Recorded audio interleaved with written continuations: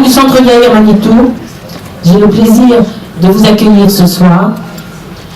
Je rappelle que le Centre Yair Manitou a été créé par Manitou et défini par lui comme un centre d'études juives et israéliennes. Dans ce cadre, cette année, nous avons élaboré un programme général, un thème général, qui est la préservation du caractère juif du pays, du caractère juif de l'État d'Israël. Et nous avons choisi ce thème, c'est un combat. Et c'est la raison pour laquelle nous sommes très heureux que vous soyez ici avec nous ce soir. Dans le cadre de ce thème général, nous avons déjà organisé 2 soirées débat. La première sur le thème des inégalités sociales. La seconde sur le thème de l'éducation. Parce que nous partons du principe qu'à part le fait que le caractère juif du pays est violemment remis en question au sein même de ce pays, puisqu'on parle d'un État de tous les citoyens, il ne suffit pas d'avoir une majorité juive pour avoir un État juif. Un État juif, ça se prépare. Et donc nous avons étudié dans les 2 premières séances des fonctions de l'État.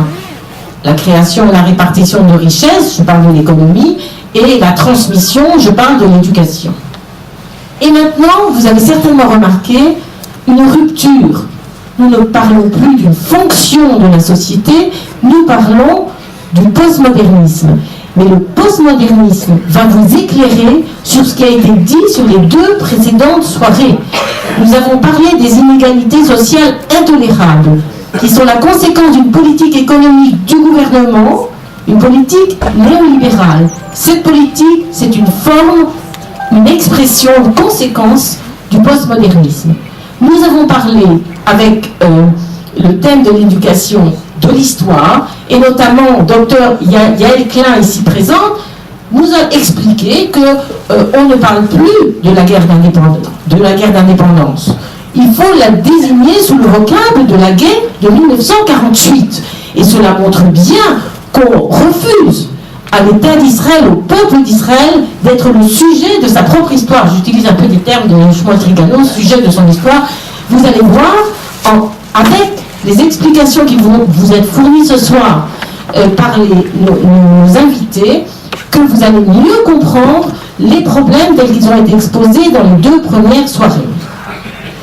Donc, je passe immédiatement la parole au Rav du Centre Yair Manitou, le Rav Menachem Ackerman, qui est également enseignant au Mahon Lev. Avec bien entendu toute l'équipe du Merkaz Yair, de professeur Shmuel Trigano et professeur Ben Libros. Je voudrais donc introduire par une courte intervention à propos du sujet, en essayant d'amener un point, je pense, essentiel de l'enseignement de Manitou sur le sujet. Comme vous savez, l'enseignement de Manitou était toujours basé sur l'idée des Toladot, des différentes générations. Et dans la constante de la Torah, il insistait sur le fait qu'à chaque génération, il y a quelque chose de nouveau. Il y a un renouveau dans chaque génération, puisqu'il y a un nouvel engendrement. De ce point de vue-là, on voit que l'enseignement de Manitou, à l'époque, d'après la guerre à Orsay, était bien évidemment s'adresser à une génération pour laquelle l'essentiel, c'était relever des cendres de la Shoah. Ensuite, dans notre génération, je parle de la mienne, ici en Israël, nous avons vécu un autre enseignement. C'était cet enseignement qui était relié directement avec les Itnachalut, les Mitnachalim, avec l'enseignement de Rav Tzvi, et on pourrait dire la période forte idéologique du mouvement sioniste religieux, avec en pleine énergie en Eretz Israël. C'est cela qu'on a entendu de Manitou. Et aujourd'hui, il est évident que nous vivons dans une nouvelle génération. C'est pas la mienne, c'est pas celle de la plupart du public qui est ici, c'est celle de nos enfants, pour certains même des petits-enfants. Et de ce point de vue-là, on est en point d'interrogation et d'interrogation. C'est-à-dire qu'elle se définit comme post-moderniste ou post-sioniste, comme Brigitte l'a bien expliqué, mais Ceci dit, il faut vraiment se demander où est-ce qu'on va, qui ils sont et qu'est-ce qu'ils cherchent. De ce point de vue-là, l'expression de Chachamim, Tzipit al-Yeshua, est-ce que tu as attendu la délivrance et une bonne expression, puisque le mot Tzipita veut dire regarder au loin. Le Tzofé, les scouts, c'est-à-dire celui qui regarde de loin, et nous nous sommes appelés, non pas à regarder uniquement au jour le jour dans les informations, mais aussi à comprendre, essayer de comprendre qu'est-ce qui se passe, puisque les choses changent, et elles changent même très vite d'ailleurs. Je voudrais d'abord peut-être aussi, dans les interrogations de ce mot de post-sionisme ou de post-modernisme, dire et rappeler que nous n'est pas obligé d'accepter les définitions qui sont données par certains mouvements intellectuels ou mouvements de penseurs qui se sont définis comme post.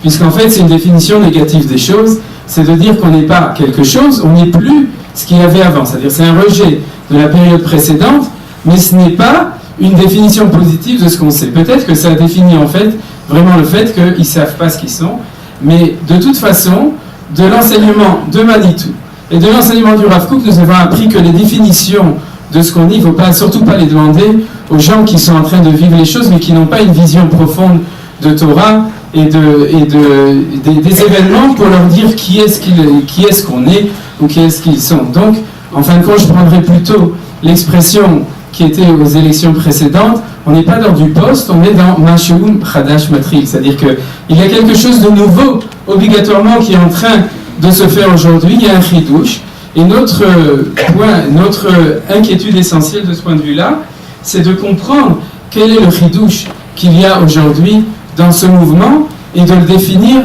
de manière positive, comme chidouche, comme mouvement nouveau, au niveau de l'avancement de la Géoula. De ce point de vue-là, en un mot, je suis sûr que les intervenants éminents qui sont là vont approfondir les choses de manière beaucoup plus profonde que ce que je pourrais dire en quelques minutes. Mais ceci dit, on pourrait dire que ce qui définit aujourd'hui le postmodernisme, c'est que tout est relatif. Ou en tout cas, une des causes de ce mouvement-là, c'est le fait qu'il n'y a plus, on peut dire, on a perdu dans l'observation du monde, ou de nous-mêmes, maintenant je parle de manière universelle, on a perdu des repères absolus. Il n'y a plus de repères absolus. Quand on regarde au niveau de la physique et de toutes les théories, on s'en rend compte de manière extrêmement claire que tout ce qui était la terre ferme, la centralité de la terre, la centralité, etc., c'est-à-dire une vision avec des points de repères fixes, a disparu. Et sans doute qu'au niveau des idées, du monde des idées, on se trouve exactement dans la même chose. Il n'y a plus de valeurs absolues, il n'y a que des valeurs qui sont absolument relatives. Il est possible qu'au niveau historique et sociologique, les choses au niveau du monde des idées sont apparues dans le monde occidental aussi, à cause du constat d'échec moral et historique de la civilisation occidentale et chrétienne de manière générale, surtout après les deux grandes guerres, les deux guerres mondiales, après la Shoah. C'est-à-dire qu'il y a une remise en question de toutes les valeurs qu'on croyait absolues auparavant, et tout s'est cassé la figure depuis. Mais il y a sûrement une ressemblance entre ces deux phénomènes, le phénomène global de l'évolution, de la vision du monde, et le phénomène spécifique de la vision du monde des idées et du monde des idéaux. Et c'est comme ça qu'on est arrivé au fait que ce postmodernisme, c'est en fin de compte une théorie de pluralisme qui n'accepte plus d'une seule vérité absolue, une vérité absolue. Et de la même chose au niveau, si on parle plus spécifiquement du post-sionisme en Eretz Israël, dont Brigitte parlait plus précisément aussi, et qui nous concerne peut-être plus directement au niveau de l'action, mais il faut dire que le pluralisme ou le postmodernisme en général nous concerne profondément. Moi, en tant qu'éducateur, je le rencontre systématiquement quand j'essaye d'enseigner, en tout cas j'espère que je réussis de temps en temps à enseigner la Torah à mes élèves, mais en tout cas, on se rend compte de cette perte de valeur absolue, de cette recherche, sans croire vraiment qu'il y a quelque chose au-delà.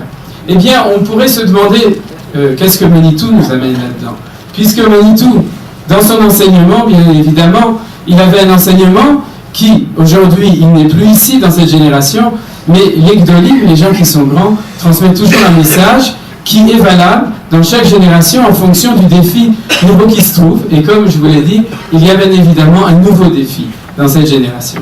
À mon avis, et ça me semblait clair, et je suis sûr que pour vous aussi, l'enseignement essentiel de Manitou pour cette Tolada, pour cette génération dans laquelle on est ici, c'est que pour pouvoir donner une réponse à cette diffusion tout à fait spécifique qu'on appelle le pluralisme ou le postmodernisme, il faut parler de l'unité et de l'unification des valeurs. C'est-à-dire non pas essayer de contrer forcément, enfin pas au niveau réel, comme tu parlais, mais au niveau des idées, de contrer les idées qui sont diffusées, mais au contraire comprendre que c'est une génération ou une société qui est véritablement en recherche de leur ridouche, de leur propre nouveauté, et que dans cette diffusion d'idées, ce que nous pouvons leur amener, et ce que l'enseignement de Manitou de manière plus spécifique peut leur amener, et l'enseignement du Rav Kook aussi a fortiori, c'est l'enseignement de l'unification ou l'unité de toutes ces valeurs. Qu'au-delà de toute cette multiplication et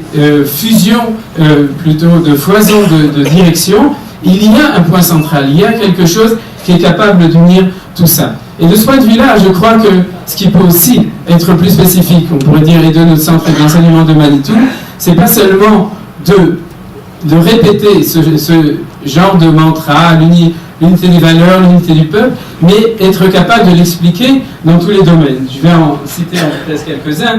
Le ciel et la terre, le masculin et le féminin, l'ensemble et l'individu, ce qu'on appelle le clan et le prat, la liberté et la destinée, Israël et les nations, la science et la Torah révélée, la Torah cachée, la Kabbalah, l'intellect et le psyché, la loi et la morale, etc. Énormément de thèmes qui, de manière très précise, ont été traités justement par notre maître Manitou pour parler tout le temps de la possibilité et l'explication comment est-ce que ces choses peuvent être réunies et faire une véritable unité. Si on est capable de le voir, de le prévoir et de le transmettre de manière réelle dans les problèmes réels qui se posent, je suis sûr qu'on sera étonné de l'impact qui pourrait être donné à cet enseignement. Et bien entendu, la condition essentielle pour cela, c'est que cette Torah qui est transmise, et je suis sûr que vous allez l'entendre dans la suite puisque j'ai introduit uniquement, c'est une grande Torah. C'est une Torah de Gadlout, nous en avions parlé la fois d'avant aussi, c'est-à-dire qu'il ne faut pas une Torah au rabais, il faut une Torah qui soit haute, qui est capable justement de transmettre ces définitions de l'unité, de toutes ces valeurs qui sont a priori contradictoires. Et bien entendu, dans cette Torah, il y a une condition sine qua non, qui est celle de la transmission aussi du Sod, puisqu'on est juste après la Iloula de Rashbi, du secret de la Torah, du côté ésotérique de la Torah.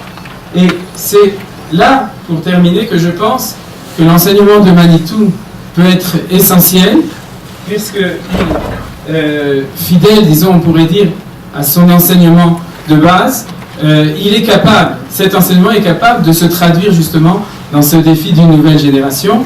Et Bezrat Hashem, j'espère que grâce à cela et cet approfondissement qui se fait au niveau du monde des idées et des définitions et de la transmission de la Torah, on pourra réussir aussi à avoir un impact réel et sérieux au niveau du peuple ici en Israël, du peuple juif, et même au niveau de l'humanité en général. Et pour terminer, je voudrais quand même rester sur une idée profonde qui donne peut-être un point d'espoir aussi.